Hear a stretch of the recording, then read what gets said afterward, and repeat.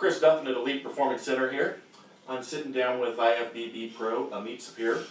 Amit's down with us for this last week doing some training and got a training day meet in as well. So we'll talk a little bit about that here in a few minutes. But first I'd like to talk a little bit about Amit's past athletic experience. So Amit, would you mind bringing us up to speed? I mean, we know you're an IFBB Pro. I already mentioned that. I think a lot of people know that. Do some writing for T-Nation and work with Biotest as well. But tell us a little bit about how long you've been in athletics and some of your experiences. Okay, so hi everyone. First of all, I started when I was really young, track and field, probably around 10, and then they told me I'm too short, so they told me to try Olympic weightlifting, and I started around 16, and it went pretty good. I qualified to the 204 Olympics in Greece. I had a bad shoulder injury, and back in the day it was 2 years recovery from surgery they recommend, so for me it was, there's no way I'm not training for 2 years, so I decided to switch to bodybuilding. And 2 years later I got my pro card, qualified in 2011 to the Olympia, and then Brendan Lilly told me, look at your numbers, you're pretty strong. I decided to try powerlifting last year, and this is how I got here. Excellent. So that's, about 20 years at least? Almost, yeah, 20 years. So basically starting out on the athletic side, switching to bodybuilding, and now kind of doing a dual sport? Yeah, both? yeah. Now I like both sports. They're alike, but they're so different. You're lifting weights in a completely different way.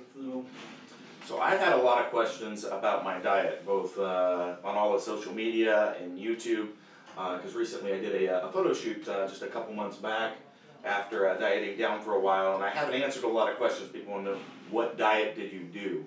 And I didn't really do any name brand diet. Amit here worked with me on managing my diet over the 3-month period leading into that photo shoot. And I was hoping that you might spend a little bit of time talking about your approach, services that you offer in that regard, because that's something I get a lot of questions on, because in the end I came out looking quite a bit different than other powerlifters around. So if you can talk a little bit about kind of your approach there and services. Yeah, so the first thing and the most important thing, I do believe that every person is a different individual. It starts with different body type, different metabolism, what kind of training you do, your intensity, your level, so many factors. And this is why you can never take a copy-paste diet and just give it to someone. It just doesn't work. The diet I gave you won't work with other powerlifter or a bodybuilder, etc. And the key here is to look at it as a person, as an individual, and see what he needs, and then go with his needs. With you, basically what we did was mostly, first of all, clean up the diet. Everyone knows you like to eat, and a lot. So the first thing we did is just clean everything up, and with your training and your needs, we adjusted the macros accordingly. Mostly clean food. We did 1 cheat a week. We did, and as the body fat went down, we had a few weeks to actually increase the food a few times there, just to keep your metabolism running, and it worked pretty well. I do believe in keep carbs fairly high throughout the whole diet. I think you can teach everyone metabolism to work better if you just do it gradually and steady. And it works. It just works. So I can attest to that. I mean, the level of personal hands-on approach through that 3-month period with Amit, he was checking base with me on a weekly basis, analyzing, what I was doing for volume, and tying my diet to basically my strength and my strength goals, my intensity, my training volumes, and it just made a huge impact. And I learned, the big thing I learned from Amit in that process really was the managing the carbs, because I always went in the past, every time I want to lose weight, let's drop the carbs, and my performance in the gym would always suffer. And he basically, made sure that the diet was tailored for what I was doing every week, and with what the goals were, and my strength and my training intensity, everything stayed up through that entire cut until we got to basically the last 2 weeks when we was kind of prepping for the actual shoot day. But up until that point, people that watch my training log, that's why they keep asking, because they're like, man, you leaned out hard, but you were still training heavy the whole time. And so that's just reinforcing what Amit's saying here. I think the key thing here is never to do, not never, but in most cases, not to do drastic stuff. People aim too high and want to get to places too fast. And if you do everything gradually and slowly, either increase the food or lower the food, depending on the person, you'll always get better results. You can't rush this process. It's the human body. If you need to lose body fat, it didn't take you 2 weeks to get it up, you're not going to lose it in 2 weeks. As long as you take very gradual approach, in most cases you'll get really good results. Yep, and I think we did. So I want to thank you for your time with that, and so I've been going the other direction as well. So I've been helping Amit from the strength training side and refining. He's new to the powerlifting sport, kind of refining his movement. Just this weekend he did a no prep, couple days in, basically in the middle of the week he decided, hey, I'm going to come down and spend some time with you. How about I get a compete that weekend? So that's the level of prep that we did for this meet, which is zero, nada. I think less than a week ago we still squatted like 650 in the workout. Yes, exactly. So we came in, Amit hit a 744 knee sleeve squat this weekend. And then went in, got a decent bench and a decent deadlift in. And then actually we spent some time the next couple days. If you watch the video, there's still, you can see in his squat a lot of instability in the hips as he walks out. So we're working on some core stability, some integrating that into shoulder stability. And we've seen some instant improvements. I mean, so Sunday, the day after the meet, Amit was deadlifting and he wanted to know, well, what's the weight on the bar? Yeah, I'm officially the only moron that the day after I decided to pull for a double 30 pounds more than what I did in the meet. But that's what happened. When I'm working with Chris, I'm getting the right cues, the right tips, and the improvement there are instant. It's weird because the last 3 days after a meet you're supposed to be tired and fatigued, and 2 days later I can keep pushing, and all we're doing is just change technical stuff and get good movement pattern, and changes are amazing. Yeah, I mean, it went from, he was prepped, amped up, everything ready to go on meet day, and we worked up to a pole that he was barely able to hang on to at the meet, and then the next day, after a little bit of refinement, he's doubling more than that, then hitting a strapless PR after that as well for a single.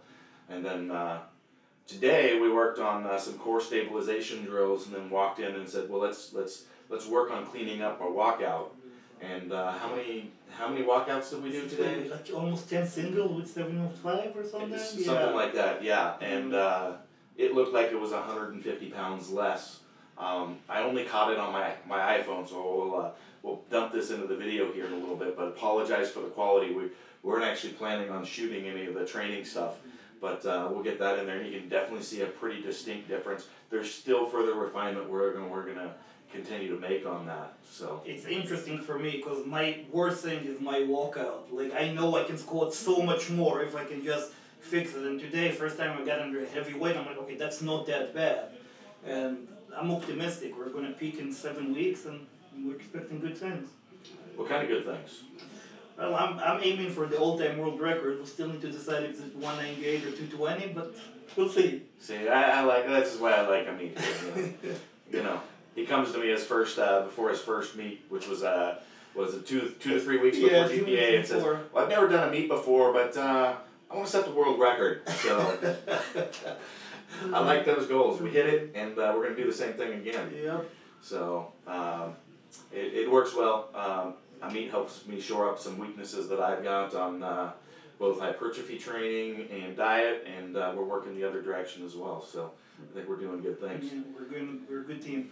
Amit's been beating me up the last couple days too about things that I need to do differently in my life. Something. What changes do I need to make here? Trying to give me some advice. Yeah, well, I came here and I learned Chris Duffin real diet the day after the meet. But let's just say after this week I need to come back and diet myself. Yeah, and I did the meet as well, if you didn't know, and made a run at a 916 squat, and actually missed my squats before that just because it was kind of amateur hour, because I I spent a whole bunch of time prepping for the meet for all the competitors and not prepping for myself, so I was kind of running ragged.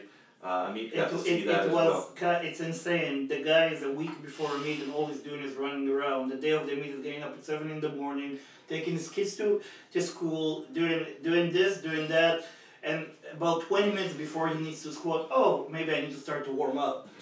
So yeah, it will be nice to see him actually walking into a meet and concentrate on that and not in 1,000 other things. So yeah, Amit has been beating me up saying I need to sit at the beach like he does and watch the boats go by. Exactly. And so I've got some practice. I've got some practice of slowing down, and he's been trying to beat that into me. And I think he's right. Somehow I have to figure out how to simplify my life to achieve what I need to do. Because I felt, that 916, I missed it.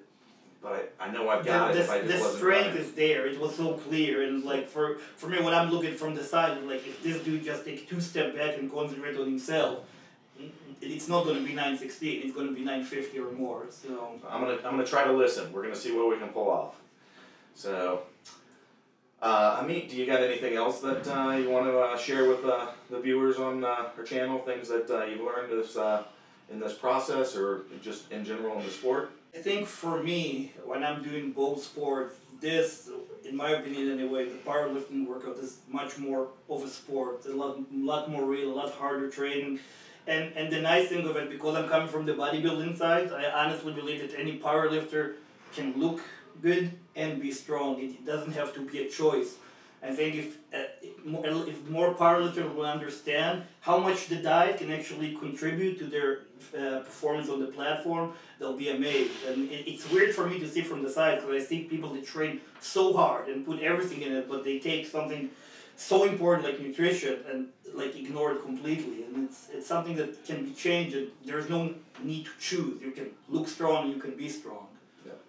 So I'll go ahead and pimp Amit services since he didn't do it here, but he does do online diet coaching, which hopefully at some point we're talking about actually integrating that with the virtual coaching that I'm putting together and beginning to do, and having a full service product. Maybe that goes somewhere, maybe it doesn't, but we're discussing that. But in the interim, if that's something that you're looking at, I know that he's helped me, and he's actually helped several members at EPC that are clients of his as well.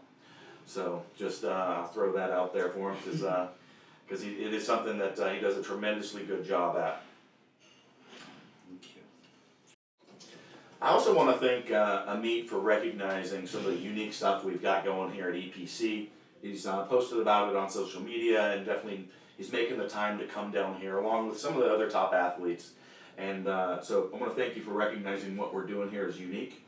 And, you want to talk a little bit about your experience, what you've... Yeah, so first of all, for me, with all the bullshit that's going online, it made me very cynical. And being here for now almost a week, it made me feel positive again about the sport and about the people in the lifting world. It's so nice to come to a gym and see everyone supporting each other, everyone's positive.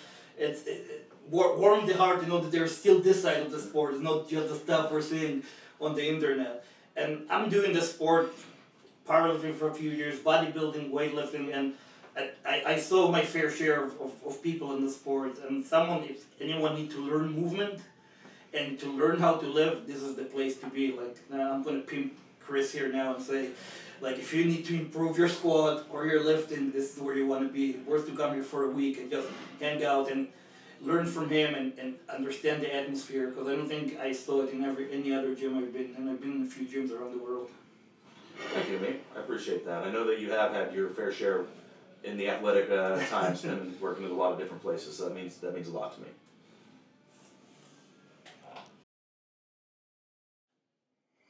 If you enjoy the content and want to support the production of further content and also look like a badass, I suggest you go to kabukiwarrior.com and check out these nice Whiskey and Deadlift t-shirts. Additionally, we've got a number of products and new products that we're releasing that will help you perform better and move better, from coaching products to products like the shoulder rock. So please check out Kabuki Warrior.